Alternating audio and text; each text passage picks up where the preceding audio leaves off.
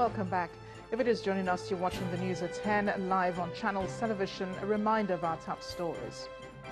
Nigeria's ruling All Progressives Congress holds mega rally in Ado-Ekiti ahead of Saturday's governorship election, with President Pt2 and other party leaders rallying support for Dr. Kayode Fayebi.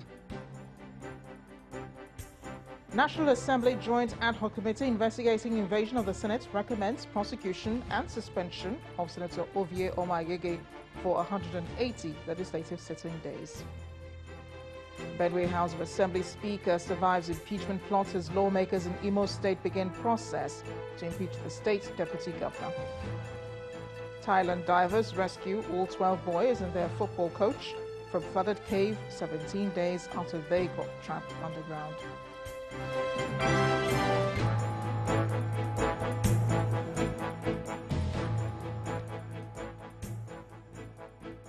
ChannelsTV.com has more information for you, and on youtube.com/channels where you can watch our videos.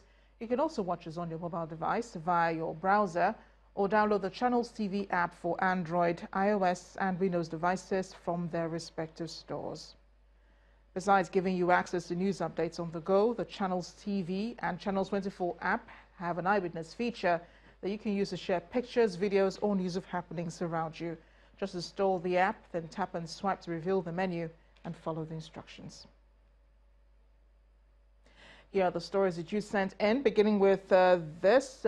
One is a set of images from Ondo-Ife Road in Ondo State, showing this alternative road, which our eyewitness reporter says was constructed by an individual after getting worried about the traffic on the original road. He's, however, asking help from the government at the state and federal levels to put asphalt on this to prevent it from being washed away by the rains. Next is another set of images from Osokoso-Obajana Road in Kogi State, showing this man and his car, which our eyewitness reporters said was shot several times by men on that road wearing police uniform. He is more worried that the men of the Nigeria police on patrol could not help despite their call for help. He wants the Nigeria police to give more attention to that road because of concern of road users on issues of safety. A final image is from Asaba, the Delta State capital, showing this tricycle, which according to our eyewitness reporter is being used by the police. He's asking for improvement on their means of transportation. Thank you for sending in those pictures, and please keep them coming. Don't forget to add the location and the contact. The Benue State House of Assembly Speaker escaped impeachment plot today. The story, while the Benue State House of Assembly Speaker escaped impeachment today, the Imo State Deputy Governor wasn't so lucky. Lawmakers commenced impeachment proceedings against him. That's Mr. Eze Madumere, over allegations of gross misconduct and dereliction of duty. In a petition submitted by the Deputy Speaker, Nana Ozurigbo, and signed by 13 of the 27 members of the House, the Deputy Governor was accused of absconding from office for more than 3 months without permission and therefore should be impeached. Other allegations leveled against the Deputy Governor are that he allegedly failed to carry out official duties assigned him by the Governor, refusal to attend State Executive Council meetings, refusal to hold meetings with the Governor and commissioners in the state. However, a 6-man committee was set up by the Speaker of the State House of Assembly, Acho Ihim, to investigate the matter and report back within 7 days. In a swift reaction to this development, the Special Assistant on Media to the Deputy Governor, Uche Onwuchekwa, said at the time of the interview, the office of the Deputy Governor has not been served any notice of impeachment. A petition was laid by 13 members of the House of Assembly, chiefly sponsored by the member representing Wangele local government, as himself with 12 others. They submitted a petition of allegations of gross misconduct against the Deputy Governor of Imo State, Princess Madumere. And Mr. Speaker received the petition, and as is usual with our practice in our parliament, he has set up a committee to look at the allegations. I don't think that the office of the Deputy Governor has been served over such impeachment notice. And secondly, for the allegation that he has not been in the office for the past 90 days, or he absconded from office, I believe that's a fallacy, because in every government business there are procedures. That's why we have the Office of the Principal Secretary to the Deputy Governor. There are memos to that effect. And let me also let you know that the Office of the Deputy Governor has only 2 constitutional duties. Spontaneous clashes over Souvenir has disrupted a pro-Buhari rally in Abuja. Hundreds of youths who profess support for the president trooped out to the Eagle Square today for a mega rally to canvass for President Buhari's re-election in 2019. The chaos, however, interrupted the program and forced some invited guests to leave the venue immediately. But the director of media and publicity of the group insisted that the gathering was a success, describing the clashes as euphoria. Let's get more news now from Linda Akibe in Abuja. Hi, Linda. Hello, Amarachi. Welcome to Abuja. Now we begin with legal matters. The chairman of the Independent National Electoral Commission, Mr. Mahmood Yakubu, failed to appear before a federal high court, which ordered him to appear to show cause why he should not be committed to prison on contempt charges.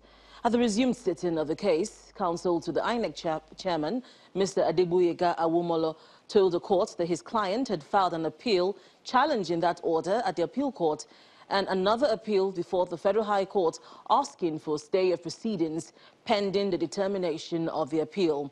But the court insisted that the INEC chairman must appear in person before it to answer to the order of the court. Our correspondent Amaka Okafor has a report. It's the resumed hearing of the contempt proceedings against the INEC chairman, Mr. Mahmood Yakubu. The Federal High Court had on the 5th of July dismissed a preliminary objection filed by the INEC boss and the Commission challenging contempt proceedings against them. The court then ordered the Commission and its chairman to appear before it. In his submission, counsel to the INEC chairman and the Commission informed the court that he was bereaved and in no frame of mind to handle the hearing. He also told the court that he already filed an appeal challenging the order of the court that his client should appear before it. He therefore asked for an adjournment. Responding, counsel to the plaintiff informed the court that contrary to the claims of the INEC counsel, there is no material evidence before the court to stop the order of the court or the hearing. As such, the application for adjournment should be discountenanced. In his ruling, Justice Stephen Pam held that the fiat by the Chief Judge of the Federal High Court to hear the matter subsists. He also warned counsel to desist from the habit of advising their clients to disregard orders of court as it constitutes contempt of court. He then held that a party cannot continue to be contemptuous towards the court and at the same time seek the favor of the court. He, however, agreed to adjourn the case to allow counsel to the INEC chairman to attend to his mother's funeral. He insists that the INEC chairman must appear before the court as ordered at the next sitting. On the last date, the court made an order compelling the chairman of INEC to appear today in respect of the contempt proceedings. Unfortunately, he was not in court today, and unfortunately, to no excuse, no reason was adduced for his absence, but the court in its wisdom decided to give them a second chance to ensure that justice is done in this matter. The case has been adjourned to the 1st of August 2018 for continuation of hearing. Amaka Okafor, Channels Television News. Staying with legal matters, lawyers have been asked to ensure that they demonstrate the highest level of ethics and oppose the principles of honesty and integrity in their practice. This charge was given by the chairman, body of benchers, Bashir Dalhatu, to young lawyers recently called to bar in the nation's capital, Abuja. More than 1,500 candidates were admitted into the legal fraternity this year. Among them is Amosa Fidos, who was denied the call last year for her refusal to remove her hijab at the ceremony. Kayla Megwa has this report.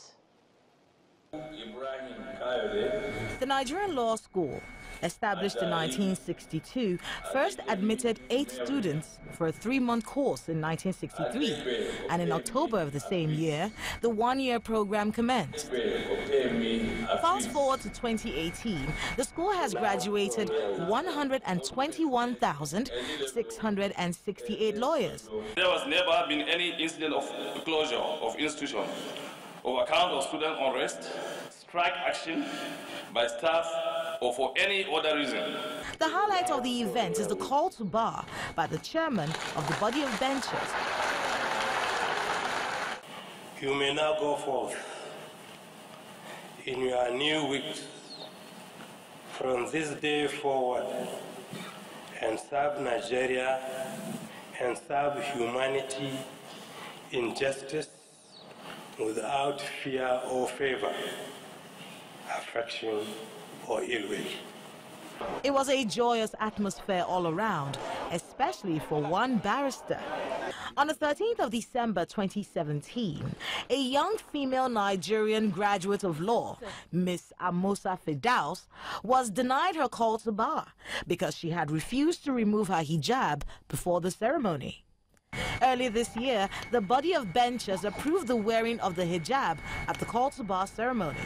May Allah, in His infinite mercy, bless each and everyone who has contributed to this struggle and made it a reality.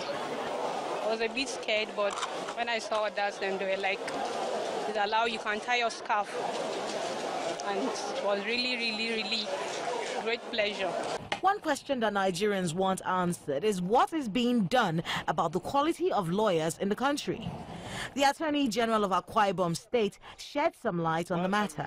I wouldn't say the legal profession is insulated from the general downturn of things in talking about the education sector in Nigeria generally. So it has impacted negatively on the training of lawyers, and that is why it has given us a concern as both in the Council of Legal Education, which I'm a member, and the body of benchers. The country looks forward to a generation of lawyers who obey the charge to serve Nigeria and humanity in justice, without fear or favor, affection or ill will. Kayla Megwa, Channels Television News. When the News at 10 returns, federal government says the economic recovery and growth plan will begin to yield positive results in the next 6 to 12 months. Please join us again.